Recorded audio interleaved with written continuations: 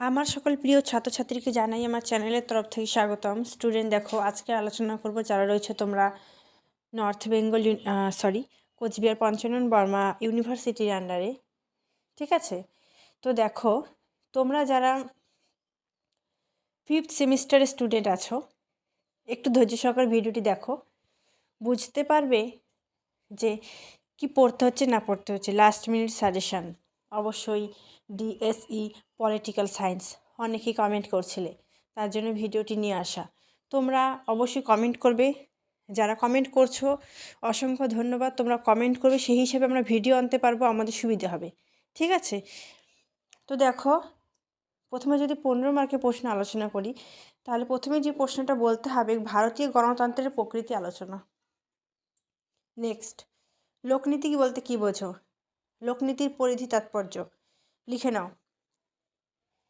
বিচার বিভাগীয় সক্রিয়তা নিয়ে আলোচনা ইম্পর্টেন্ট। তারপর ভারতের নির্বাচনী আচরণের প্রকৃতি ভেরি ইম্পর্টেন্ট, আসবেই আসবে। নীতি আয়োগের গঠন কার্যাবলী পরীক্ষায় চলে এসেছে, নীতি আয়োগের গঠন কার্যাবলী ও ভূমিকা। নেক্সট, ভারতবর্ষের গণতন্ত্রের প্রকৃতি আলোচনা পরীক্ষা অলরেডি এসে গেছে, পড়বেই। মন্ত্রিসভার নীতি ধারণ প্রক্রিয়া বিস্তারিত আলোচনা ইম্পর্টেন্ট। ভারতবর্ষে স্বার্থসেবী গোষ্ঠী হিসেবে চেম্বার অফ কমার্স ও ইন্ডাস্ট্রির ভূমিকা পরীক্ষায় চলে এসেছে। নেক্সট লিখো, মন্ত্রিসভার নীতি ধারণ, এটা আগে বললাম। নেক্সট আর একটা প্রশ্ন, সেটা হলো তোমাদের ভারতের দলীয় রাজনীতি এবং নির্বাচনী আচরণ, ভারতের সংসদের নীতি ধারণ পদ্ধতি।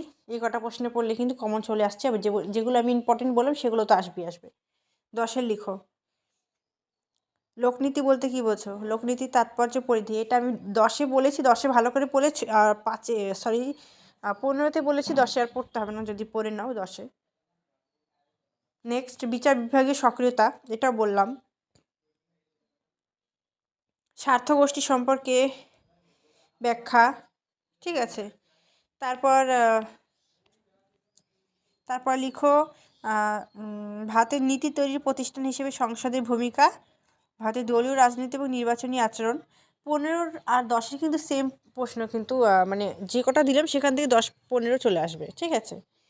তো এবার 5-এর জন্য যদি বলি, তাহলে বলবো যে TRAI টিকা, ট্রেড ইউনিয়ন টিকা, কৃষক সংঘ, ফার্মার অ্যাসোসিয়েশনস, তারপরে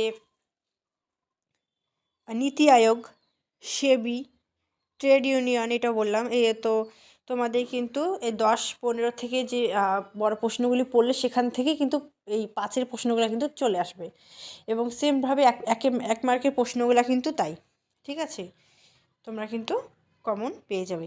যেমন নীতি আয়োগ প্রতিষ্ঠা হয়েছিল কত সালে, এই প্রশ্নগুলা আমরা যে নীতি আয়োগের গঠন কার্যাবলী পড়ি সেখান থেকে কিন্তু আমরা পেয়ে যাব, ঠিক আছে। তো তার জন্য এক্সট্রা করে আর 1 নম্বরের বলছি না।